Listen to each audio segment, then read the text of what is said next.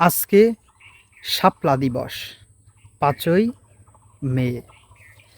এখন পর্যন্ত ৫৮ জনের শনাক্ত করা গেছে। শাপলা চত্বরে যে শহীদ হয়েছে এখন পর্যন্ত ৫৮ জনের শনাক্ত করা গেছে, কিন্তু একজনেরও বিচার হয়নি।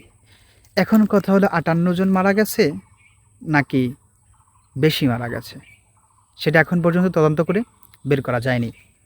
দেখেন, এর সবথেকে বড় দায়ভার হেফাজত ইসলামের।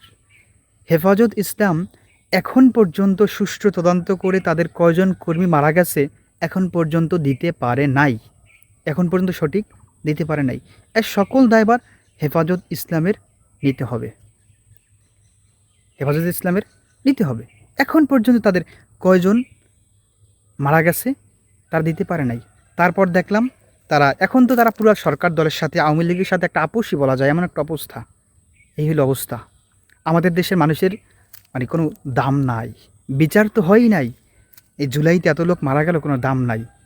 শাপলা চত্বরে এত লোক পাখির মতো গুলি করে এক রাতের মধ্যে ভ্যানিশ করে দিল, এটার এখন পর্যন্ত বিচার হয়নি। হেফাজত বড় একটা আন্দোলন দিতে পারলো না। তারপর এখন পর্যন্ত একটা নথি প্রকাশ করতে পারলো না হেফাজত, সুষ্ঠু একটা তদন্ত করলে পারলো না।